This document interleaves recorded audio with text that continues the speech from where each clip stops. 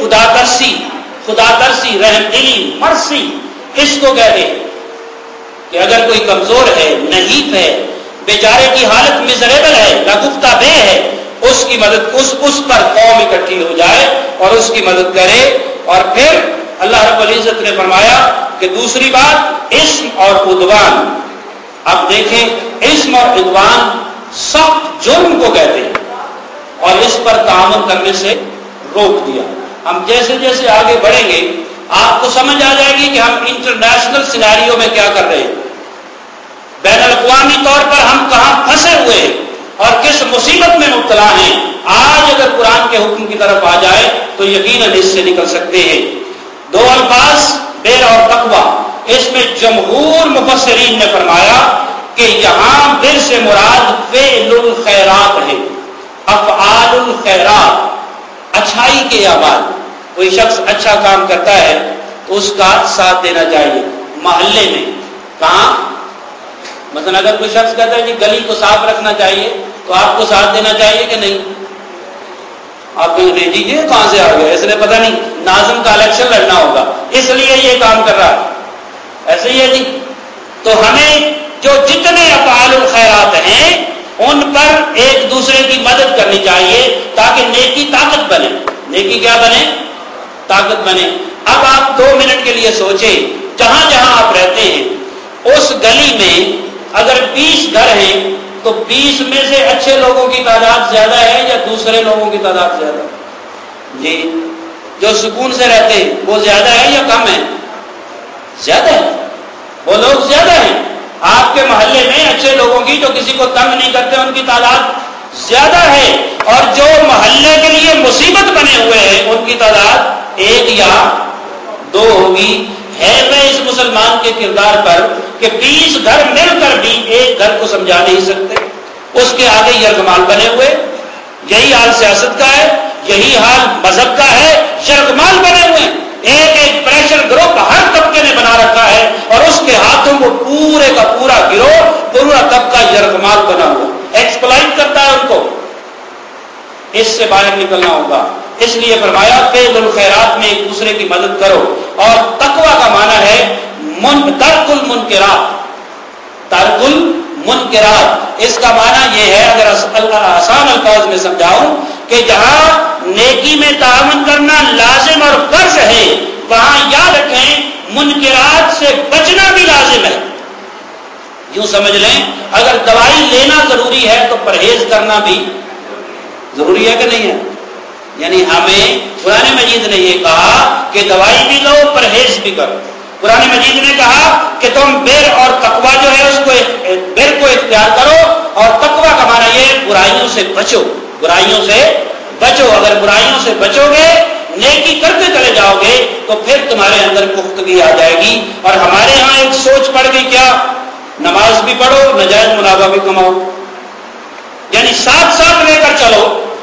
ذخیرہ اندوزی بھی کرو، داڑھی بھی بڑھاؤ. ذخیرہ اندوزی چیز ہی روک لو، جس چیز کی مارکیٹ میں ضرورت ہے اس کو روک لیا جاتا ہے. ماتھے پر میراب بھی 6 انچ کا ڈال لو.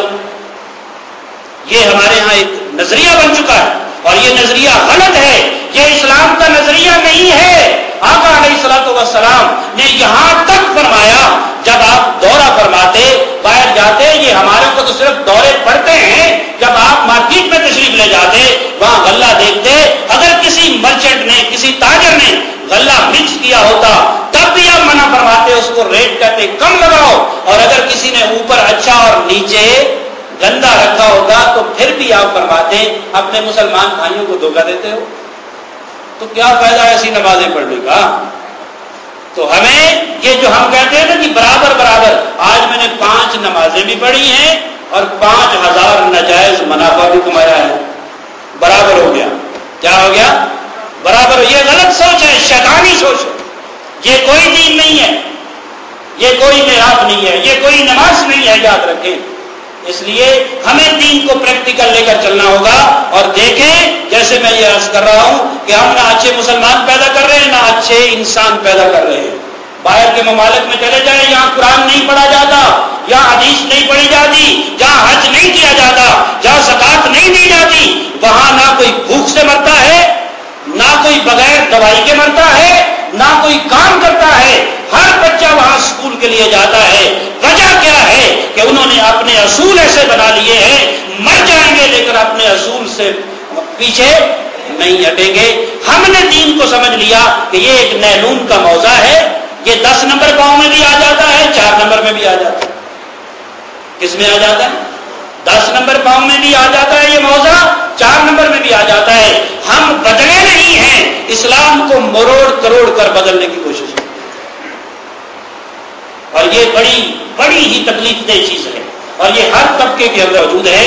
तो मैंने अर्ज किया कि जहां नेकी करना जरूरी, वहां बुराई से बचना भी जरूरी करार दिया। और दूसरी बात फरमाई, इस मुतलक गुनाह और मासियत को कहते हैं, और साथ एक लफ्ज उद्वान लगाया।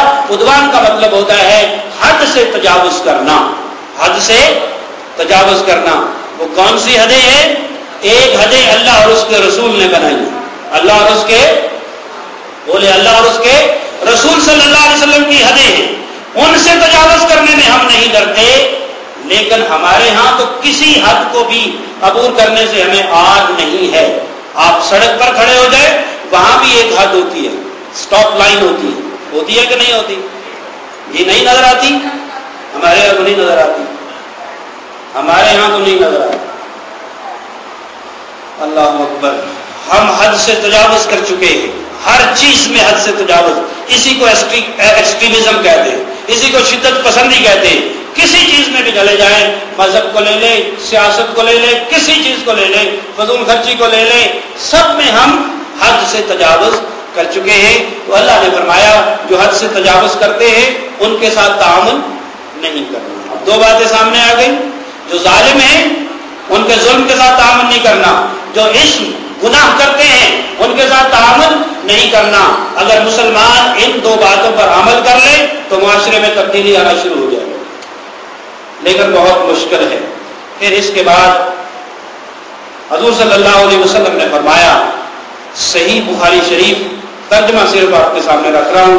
हुजूर सल्लल्लाहु अलैहि वसल्लम ने फरमाया, जो शख्स लोगों को हिदायत और नेकी की तरफ दावत दे, तो जितने आदमी उस नेकी पर लब्बैक कहते हैं, नेकी पर अमल करते हैं, उस शख्स को भी उतने लोगों का सवाब अता किया जाता है।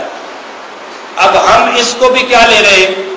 हम कह रहे हैं बाहर एक करोड़पति बंदा है, स्मगलर है, उसने घर शेर भी पाले हुए हैं। क्या पाले हुए?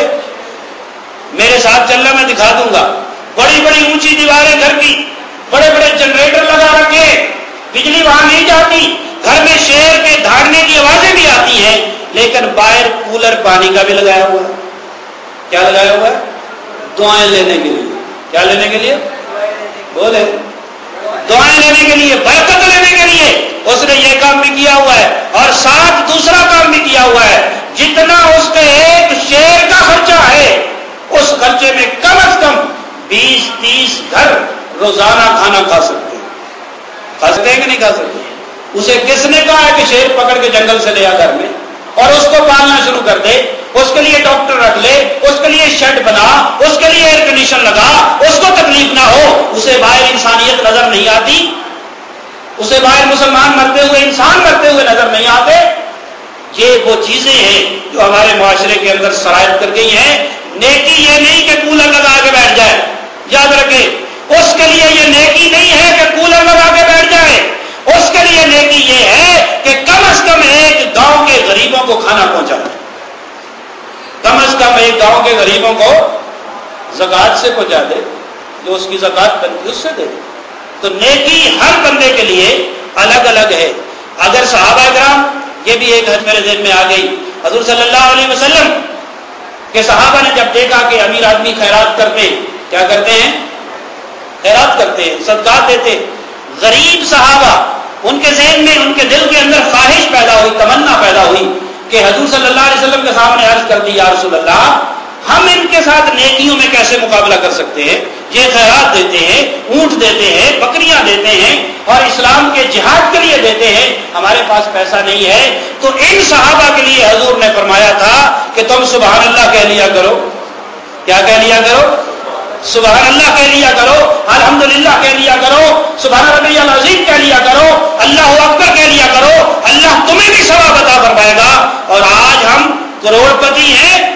لاکھ پتی ہیں اور ہاتھ اٹھا کے سبحان اللہ کہہ کے جنت میں درخت